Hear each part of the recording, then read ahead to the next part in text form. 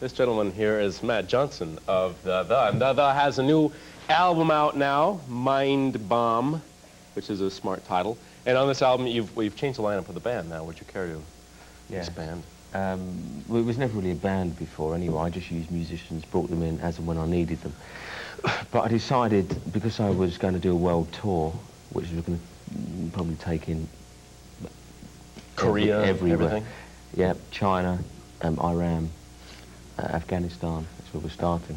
But because of that, I wanted to have a permanent group, I wanted to have a permanent lineup, and I didn't just want to have me with a bunch of anonymous kind of session guys, I wanted a very strong group identity. And because it's the end of the decade, I've been kind of thinking about how I want to take and I wanted a permanent group to hopefully last up to the end of the century, you know, so I chose, no, seriously. Healthy people, so you're looking for healthy people. Healthy people, apart from me. Everyone else will be healthy. And Andrew Ridgeley, is he on this one? Who? I just thought since he'd had so much free time. I've never even heard of Amber Ridgeley. So, but Johnny Marr is on this? Johnny Marr's joined the group, yeah. He was actually going to join before he formed the Smiths. We knew each other from a long time ago. And that didn't happen, but since he was without a group and I needed a guitarist and we're good mates, he wanted to join and we got that. David Palmer is the drummer who played on Infected, and James Eller is the bass player. And on the road, that's the hardcore, the four-piece group, including myself. And when we're on the road, we're going to be joined by a keyboard player and a female singer. Not the whole gospel choir, as was earlier rumored.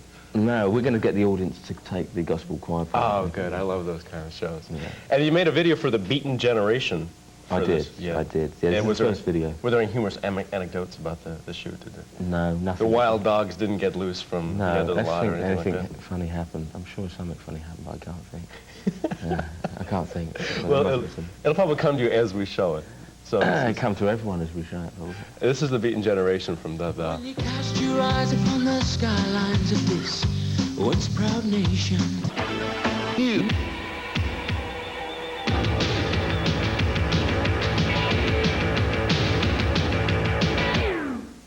Welcome back to 120 Minutes. Matt Johnson, The here. Musician, writer, songwriter, expert on world affairs and boxing. Will the Chinese students succeed in their drive to establish a more open democratic form, and will Leonard succeed in his next fight? Answer either one first. Leonard and his fights. I don't know. I think Hearns' chin has been a bit dodgy because lately, you know, last few fights he had, he's been hurt and stuff, and I've doubts about his stamina. Leonard, I don't know whether he would take this fight as seriously as, say, Hagler. Hagler was a real threat. He's already beaten Hearns. Doubts about Hearns' stamina and about his chin now. So you've probably got to go for Leonard if he's trained well. If he hasn't trained well, I don't know. On to the question about China. God only knows. I mean, the Eastern world is in a state of complete turmoil with the situation in the Islamic countries. In the Soviet Union, obviously, you've got the Soviet Union is on the verge of possibly breaking up. You've got the what's happening in Eastern Europe, becoming more democratized. I mean, with the elections in Poland and everything else, and even Western Europe breaking away more from America. Then you've got the situation in China, and China is such an insulated country anyway. It's almost as if it's happening on another planet, because they don't really care what the rest of the world thinks.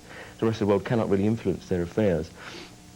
And you don't think they'll do it just for the McDonald's? Just for the McDonald's. It depends how many people are pro the students or not. You don't know. There's rumours that the army are fighting each other, but it depends how many people are actually pro the students. And I suspect quite a lot from people I know that have actually been to China. There's quite a lot of pent-up frustration there. I don't think you can keep it down. You cannot deny human freedom forever. Well, and I hope not. And now after that, let's show a video. This is a cult classic clip for this week. XTC's from Mummer, which came out back in '83, back when things were just beginning to loosen up over in China. This is Wonderland.